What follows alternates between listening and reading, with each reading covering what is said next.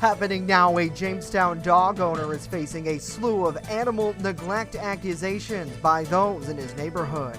And the Jamestown Police Department now investigating a tire slashing spree. Plus, the Chautauqua County Fair is back. A look at the festivities slated to take place this week. Live and on demand, this is WNY News Now. Thanks for joining us for WNY News Now. I'm Justin Gould.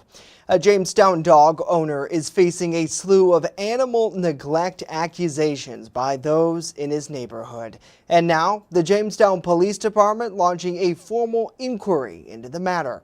Our Alyssa Wright is hearing from concerned neighbors, the police, and the dog's very owner. We first noticed the dog last summer, actually. My girlfriend and I were always going to the store down on Allen Street, and we could see him. He was very skinny then. And we tried contacting the owner. He'd never respond at all, so we started sneaking food. According to concerned neighbors like Hamilton, pets at 328 Allen Street have spent months outside with no food or water. The only shelter he has is the picnic table he's tied to. And before that, he wasn't even tied to that. He was tied to a tree towards the back. Concern for the animals, identified by their owner, William Van Orden, as Chewy and Bella, came to a head over the weekend when Jamestown Police Department got involved. There's no abuse because the cops only gave me citations for unregistered, which I didn't know they had to be registered. We look at a lot of different factors in the dog when we actually can observe them. Do they look like they've been eating? And some dogs look a little thin than others in certain circumstances. Are they getting the medical treatment that they need?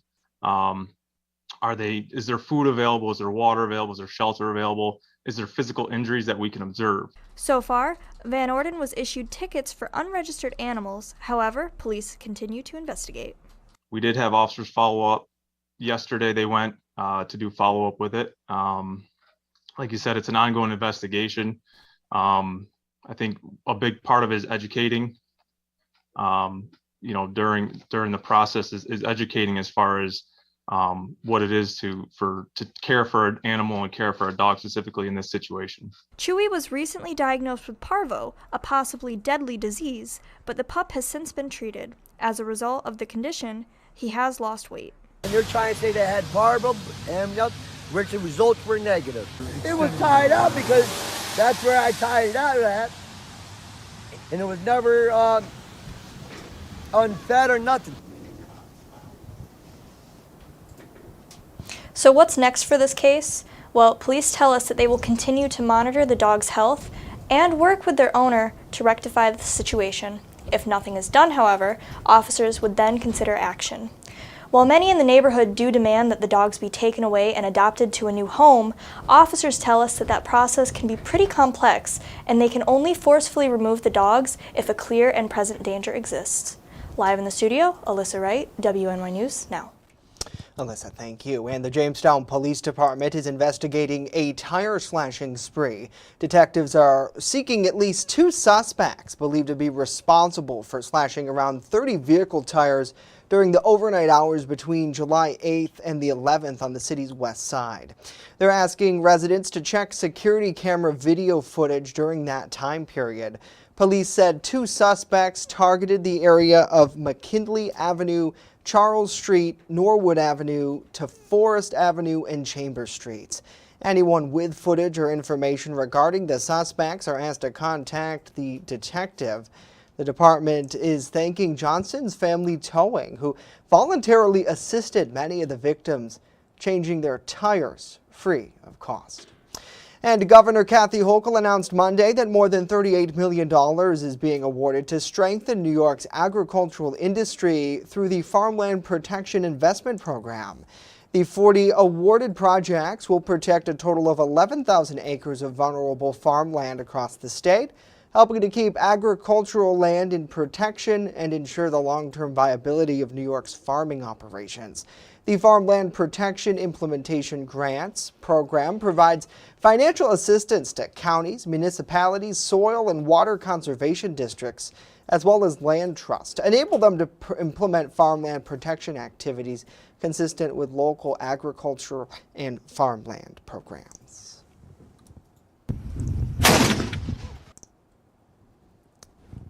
And the Chautauqua County Fair opened with a ceremonial bang for the first time since 2019 today, when officials fired off an antique cannon, kicking off this week's festivities.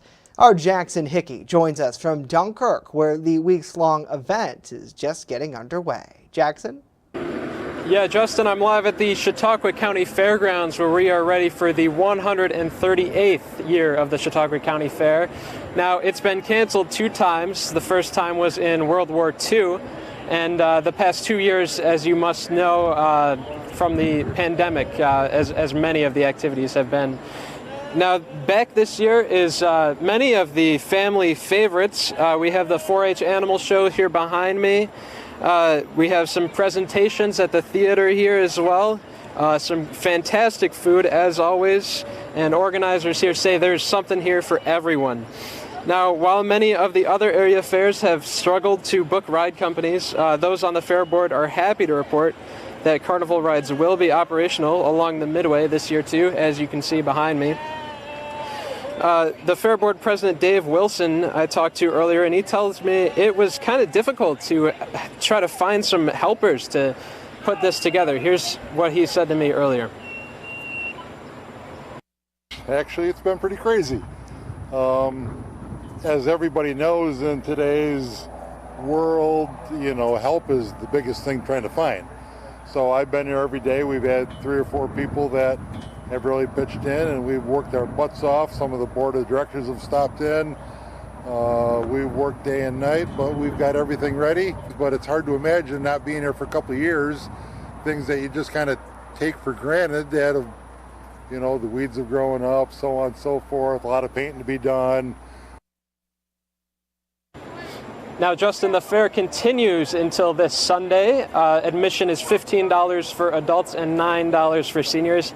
However, tickets for some of the grandstand events, especially the Demolition Derby and the Tractor Pull, I know those are favorites of a lot of people, those require separate admission fees. So definitely bring your family out. It's great to be back at the fair after 2 years.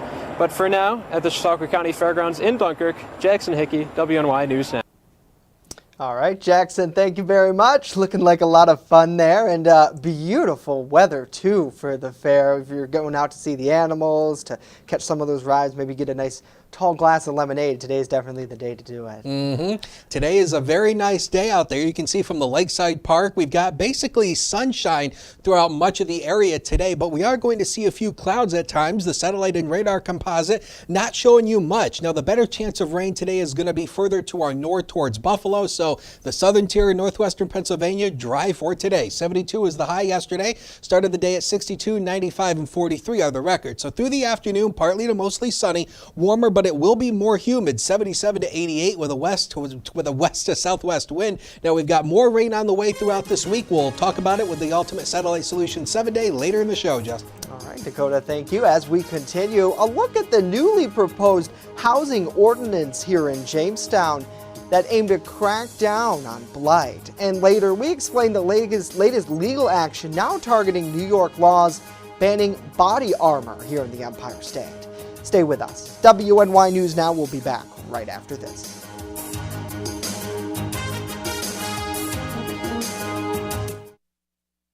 You're watching WNY News Now, your source for breaking news.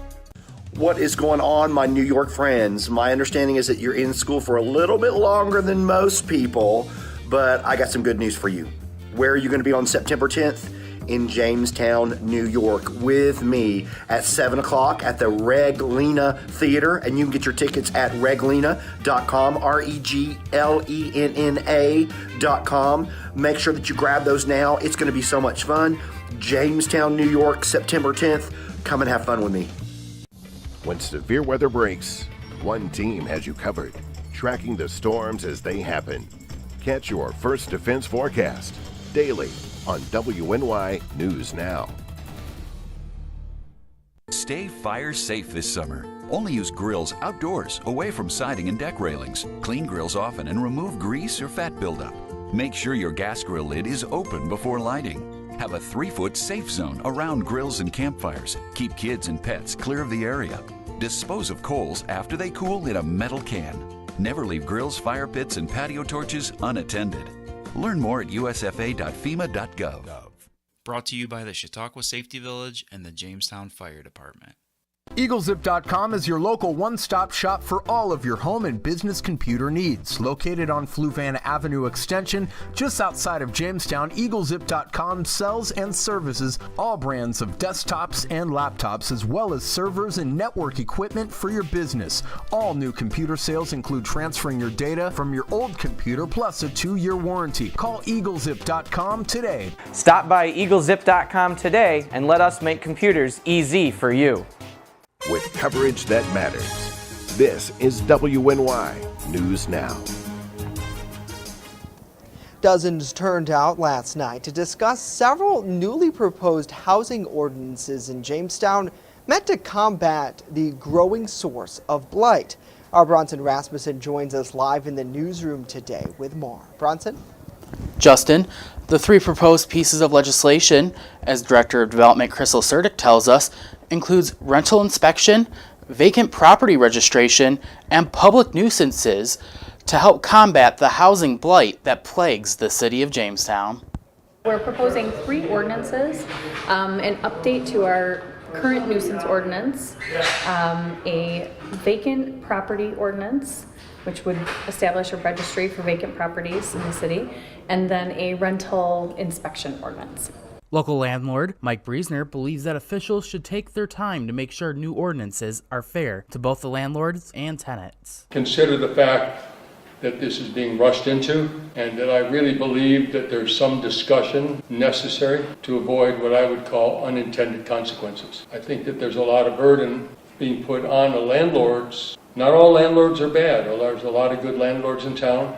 There's a lot of individual homeowners that rent a single unit or 2 units in the same house they're in. Other problems at hand include the ability to contact landlords and tenants in emergency situations, tenant accountability, and the manpower needed to make sure housing is kept up to official standards. What I read seemed to address, basically attack, if you will, it's a hard word, but the tenants are not being held accountable for what they do. We're being held accountable as if they're our children, and they're not. Okay? We need something in 215 to address tenant responsibility. In the end, officials tabled all ordinances to gather more public input on the proposed plans. Talk through, solutions and hopefully come out with a compromise that, suits everybody. Officials plan to gather more input from the Real Estate Investors Association in a future meeting. Others that would like to submit their opinions are encouraged to contact anyone from the Housing Committee. In the newsroom, Bronson Rasmussen, WNY News Now. And for the last year, our area housing market is really sizzled as homes sold at the moment they hit it. But now interest rates are rising in that market, starting to cool as a seller's market becomes a buyer's market. When the pandemic hit, the Federal Reserve slashed interest rates to nearly zero. That easily available money kept businesses borrowing and growing, and it kept the economy afloat during a difficult time. It also meant that home buyers could get incredibly low interest rates, and they'd compete for homes willing to bid higher since loans were easier to get. But all that borrowing and spending triggered rampant inflation, and now interest rates are up. The ship has sailed for the 2.75 for the time being. Maybe 2, 3, 5 years it will change, but for now we're not going to see that 2.75 or 3 or 3.5. It's not a bad time to buy a home if you're in a market for one. Realtors say you'll pay less for a house, and although interest rates are still rising now, you can always refinance them if they drop a few years from now. And Monday, the Pennsylvania Department of Education, or PDE, unveiled a strategic plan to recruit and retain more educators. PDE says the last few years have been a difficult time on teachers, and the decrease in new educators entering the profession reflects those challenges. 10 years ago, roughly 20,000 new teachers entered the workforce each year. Last year, there were just 6,000 new teachers. The department also says the rate of educators leaving the profession continues to accelerate, leaving schools with greater challenges to fill critical staff positions just weeks before the start of school. What we're trying to do here today is make sure that every school building is open on day one and that all the programs and services kids need are available to them on day one, so that we don't get to a place where we see some of the negative consequences that could be associated with lack of action on this topic. There were also recent changes to the public school code, including a 3-year pause on basic skill testing for aspiring teachers and a new pathway for out-of-state educators to teach in Pennsylvania. Back here in New York, a slew of new gun laws are coming out of Albany. Some have already gone into effect, and several more will go into effect by the end of the year. There's also a ban on body armor, specifically who can buy it. WNY's Marcia Augustin is hearing from an Arizona-based company who's now preparing to file a lawsuit against the new law. We're the biggest company selling to the citizen. And if we don't do it, nobody's going to sue. David Reese, CEO of Armored Republic, shows me the draft filing his company is putting together. Most of their body armor sales come from individuals, and he breaks down the 4 main types they make: steel, normally used to stop rifle rounds; ceramic; polyethylene, which is lightweight; and soft armor used to stop pistol rounds. This is a piece of steel armor, and it has a coating on it, so it's a little bit thicker. It's meant to help if a round hits. What happens is the round is stopped, it's kind of shattered on the armor, and this coating on top of it helps to capture the fragments of the bullet. They also make bulletproof book bags, which are also banned under the state law. David explains the law initially only banned soft armor and not hard-plated armor. He says 95% of gun crimes committed across the country are with handguns. By banning the soft armor, they were banning the stuff that was easy for kids to wear or have with them, and that would be useful for stopping most crimes. And then they amended the bill and made it so it outlawed both. Under the current state law, you need to be a cop or work in a certain profession to purchase body armor. He says the importance of this lawsuit is to take leadership in defending the rights of their customers. We are working on the filing. We have a really good argument pulled together. It's based upon the Second Amendment and the 14th Amendment. David believes many parents use body armor as a tool to protect their kids. You know, a lot of parents look around at things like the shootings that you mentioned and the concern about it, and they say, okay, what can I do for my children? Right? I can't make the police braver. I can't make the legislature pass whatever law I want, but I can buy body armor for my child. WNY's Marcia Augustin. Marcia, thank you. The latest push in D.C. to shore up gay marriage rights via official legislation on that subject. Details coming up next. And later, a look ahead to the Christmas in July celebrations happening here in Jamestown this weekend. But first, how will the weather be looking like this weekend? Chief Forecaster Dakota Hunter has that and more coming up.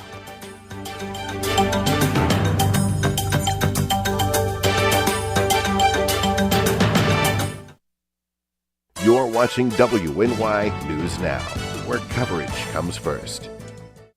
It's never too soon to celebrate the holiday season, and this year, Christmas in July in Jamestown is better than ever. First, the Jamestown Tarp Skunks will take the field at Russell E. Dietrich Jr. Park on Friday, July 22nd, with a fireworks show to follow. Festivities continue on Saturday, July 23rd, featuring a color run for kids and adults at the Northwest Arena starting at 9 a.m. Then, the Jamestown Public Market is partnering with Toys for Tots to host a craft fair and a downtown sidewalk sale. Also, a 12-team curling tournament will be ongoing at the arena later in the night. Join us for a Christmas-themed movie outside the National Comedy Center with a screening of National Lampoon's Christmas Vacation at 6:30. All you'll need is a lawn chair. And finally, to cap the day, the Greater Jamestown Riverwalk will play host to a special holiday village starting at 8 p.m. Learn more online at ccsolutions716.com. You're watching WNY News Now, your source for breaking news. Fast, accurate, and everyday. First Defense Weather. Welcome back, everybody. And boy, the rain we had over the past 2 days was well needed. Our seasonal rainfall total now is at 3.17 inches, but we need more of this. Our deficit is still over 3 3/4 inches below normal for the season. Again, remember, summer records are kept from June 1st all the way until the end of August, so we need more rain here. Today would be a nice day to get out on Lake Erie, but there is a small craft advisory in effect, and the reason for that is because of these winds. West-southwest 10 to 20 with wave heights 3 to 5 feet, possibly building upwards of 6 feet at times. The water temperature both off Buffalo and Erie at 72 degrees. Lots of sunshine downtown from the HD News Now cam. We're at 79. It's a bit breezy with a northwest wind of 13, but look at the dew point at 63. That creates a heat index or the feels like temperature of 81. So the humidity is up today, and we're going to keep, but as I told you, we need more rain. Good news is Mother Nature is going to bring us some more rain here. So pretty much from tomorrow all the way through the through the first half of next week, we're going to see rain. The better chance of showers, though, and thunderstorms would be later tomorrow night and into Thursday morning. Then it turns more scattered again by the time we go into the end of the week. So there is a low-end marginal risk for severe thunderstorms further to the north. That includes the Buffalo metro area. And for us, the Storm Prediction Center has us under a marginal risk for severe thunderstorms, a level 1 out of 5 for tomorrow. Now, they had us under a slight risk yesterday. They trimmed a lot of that back and now have put us under a marginal risk. The chance for severe thunderstorms would be late in the afternoon on Wednesday going into Wednesday night, and the main threats would be mainly some gusty winds and maybe some large hail. High pressure in control of our weather now, but notice this boundary that's hanging right over the Niagara Peninsula. That's going to move in and bring us the chance for more showers and thunderstorms. So the newest run of the computer modeling shows you nothing through today, but as we go through the later part of Wednesday, notice the line of showers and thunderstorms moving on through, and this is going to be in the evening through the overnight hours. So again, any one of these could be strong to severe with gusty winds and maybe some large hail and definitely some heavy downpours as well. Then we're going to see a few more by the time we go into Thursday morning. So additional rainfall totals over the next 5 days from the QPF. Yeah, we're looking at possibly about another, a quarter of an inch to maybe upwards of a half an inch across the southern tier.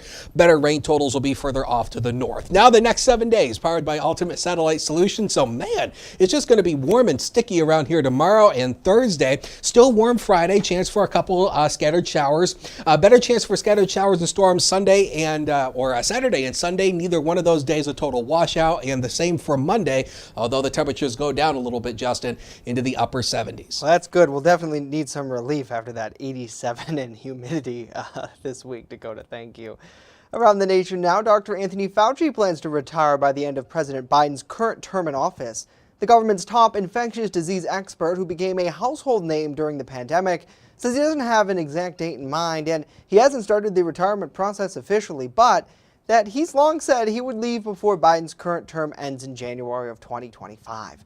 Fauci is currently the chief medical advisor to President Biden. He has served as the director of the National Institute for Allergy and Infectious Diseases for decades. At 81, Fauci says it's time to move on.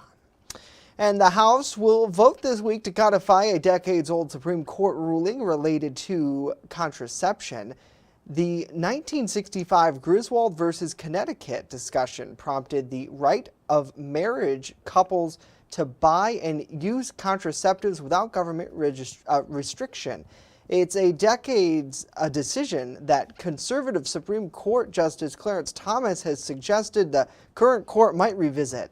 The House vote, which is unlikely to pass in the Senate, is one of the number of so-called messaging votes being constructed right now in the wake of the Supreme Court overturning of Roe v. Wade. Last week, the House also passed a series of abortion rights bills. The House says it plans to vote to codify a 2015 ruling allowing for same-sex marriage. And across the country, it's almost time for kids to start heading back to school. In Uvalde, Texas, that's terrifying some students and parents. They're still reeling from the murders of 19 children and 2 teachers at the end of the school year.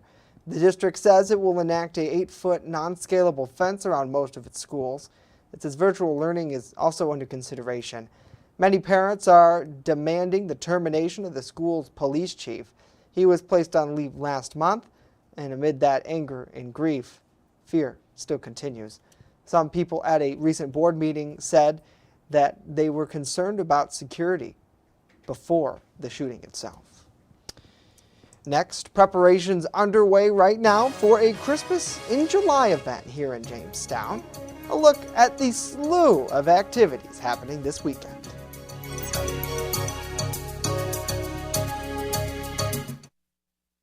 With coverage that matters, this is WNY News Now.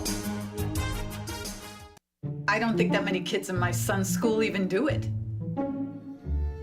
He makes fun of his friend who vapes. He would never try it. She's into soccer. She's on the honor roll. She's just not the type. No way. No way. No way. No way, my kid would never vape. Get your head out of the cloud. Today, nearly 8,000 kids will start vaping. Maybe even yours. Learn about the dangers at talkaboutvaping.org. Catch your First Defense forecast daily on WNY News Now. Slow down. Slow down and move over. Move over. When you see signs, Lights. Vests. please give us some room. Slow down. Slow down and move over. When you need help, It's our job to help you. to save you. Despite the danger. This danger is real. Do your part. Please Slow down. Slow down. And move over. move over. You're watching WNY News Now, your source for breaking news. The city of Jamestown is gearing up for another fun-filled children's event as Christmas in July is just around the corner. Our Julia Gress hears from those with Collaborative Children's Solutions who say the 2-day event this weekend will be filled with family-friendly activities. On Friday evening, we're going to be at Dietrich Park, 7 p.m. for a game. We're going to have Young Explosives in again to do a crazy, incredible job of fireworks like they did it for Hello Summer. In the middle of the game, probably mid-4th inning, we're going to collaborate with Randy Anderson from the Hall of Fame, the Sports Hall of Fame, and Coach Priester, Tom Priester, and we're going to celebrate Raven Sample, the Special Olympian, the Paralympian that went away last year and had so much success with a run with Raven. On Saturday, festivities move uptown to West 3rd Street for a public market and craft fair to benefit Toys for Tots, running from 10 a.m. to 4 p.m. There will also be pony rides and additional Kids' Day activities. At 9 a.m., we're going to have a color run for adults and children, 4K, 1K. It's going to start in front of the Northwest Arena at 9 a.m. And you're going to go opposite that they usually do. We're going to go towards the 3rd Street Bridge and then utilize the bike path down to McCray Point and come back, because that's important to the city that we show the people what's on there. Registration for the color run is free to all with code FREECOLOR22. Following the run, a curling tournament will take place at the arena at noon. All experience levels are encouraged to participate. And then at 6:30, that's where the real jewel comes in. Compliments of our sponsorship from the County of Chautauqua Industrial Development Agency and the Chautauqua County Partnership on Economic Growth. We've contracted with the National Comedy Center to hold Christmas in July, National Lampoon's Christmas in July, at 6:30 in front of the Comedy Center. All you need to bring is a chair or blanket, have a seat, relax. The night will be concluded with a walk through Jamestown Holiday Village parade at the North and South Basin on the Chautauqua River Walk from 8 to 10 p.m. Patrick Smeraldo hopes events like Christmas in July will expose children to places and activities that already exist in the area that they may not know about. With all the things that we have here to offer in Jamestown, you shouldn't be bored, number one. It's centrally located, Jamestown. I can't, and it's the activity over the summer, the regression, when you're the same old thing, I'm bored, what do I do? Can we keep them active? And then we'll do some more events. Julia Gress, WNY News Now. All right, Julia, thank you so much. And thanks to Patrick, because you're really doing a lot to keep them active. Note for you, we'll be down there saying hello to some of the folks this weekend, so if you can, come out and enjoy.